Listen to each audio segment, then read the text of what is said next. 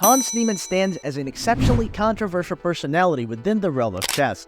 In the enigma of the chess world, Hans is leaving everyone scratching their heads, debating whether he's a genius, a cheater, or a future world champion. Hans is an American chess grandmaster and Twitch streamer who witnessed a steady rise in his rating throughout 2022, earning himself an invitation to the prestigious 2022 Sinkfield Cup, and notably, he secured a victory against Grandmaster Magnus Carlsen using the black pieces. You might assume he gained fame by defeating Magnus, which sounds fantastic.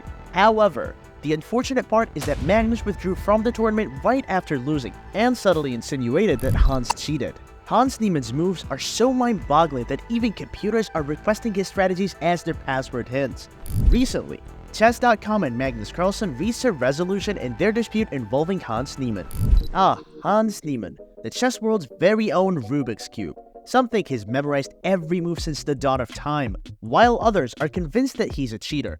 And then there's that small group who's convinced his chessboard is actually a portal to a parallel universe where he's already the reigning world champion.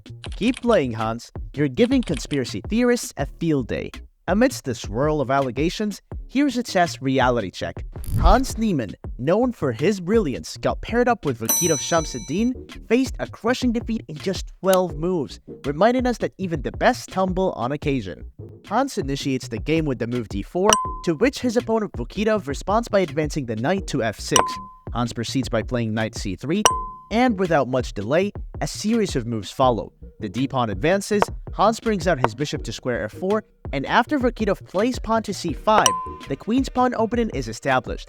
Despite the option of gradual piece development, Hans opts for an exceedingly aggressive move by promptly pushing e4 to unleash the setter. Vakitov seizes the opportunity and captures the pawn with his knight, leading to an exchange of knights on the e4 square.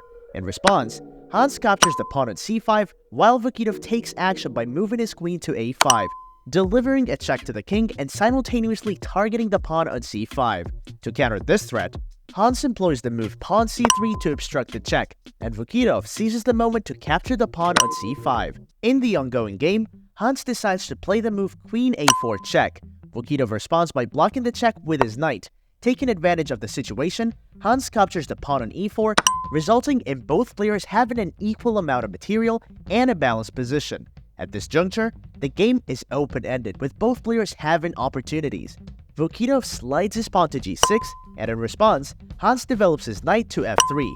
In an interesting move, Black skillfully places the bishop to g8, enhancing its control over the entire diagonal. However, Hans makes a critical mistake at this point. He overlooks the fact that the pawn on c3 is vulnerable to attack from both the opposing bishop and queen. Despite this risky situation, Hans opts for a developing move, playing bishop e2. It's important to fully grasp the situation here. The pawn on c3 is essentially up for grabs. This might seem puzzling because it appears to be defended by the pawn on b2. However, there's a tactical nuance. If Black's bishop captures on c3, it results in a check. If Hans responds by capturing the bishop with his pawn, Vakitov can then play queen to c3, a move that would lead to the loss of a rook for Hans, effectively ending the game in a disadvantaged position for him. Fortuitously for Vakitov, if he recognizes this ingenious tactic and decides to execute the bishop take on c3, Hans refrains from capturing the bishop, recognizing it as a poor move that would worsen his position. Instead, Hans opts to block the check by moving his knight. Now, faced with multiple options, Vakitov can seize the pawn on c3, proceed to castle, or even mount an attack on the queen. Ultimately, Vakitov selects the latter option, choosing to attack Hans's queen. During this critical moment, Hans invests considerable time contemplating his potential escape routes from this precarious situation. However, realizing the dire circumstances, he eventually concedes defeat by resigning from the game. This turn of events comes as a shock to numerous chess enthusiasts who were following the game closely. Hans played impressively throughout the match, but his early blunder and subsequent loss in just 12 moves led to suspicions of cheating against Magnus Carlsen. However, no concrete evidence was found, and Hans was eventually cleared of the accusations. Despite this, the incident reignited interest in chess, drawing players back to the game. In the end, whether you think of Hans Niemann as a genius, a cheater, or the future king of chess, there's one thing we can all agree on. He's got us all saying, "Wow, I didn't see that coming," faster than a rook racing to the back rank.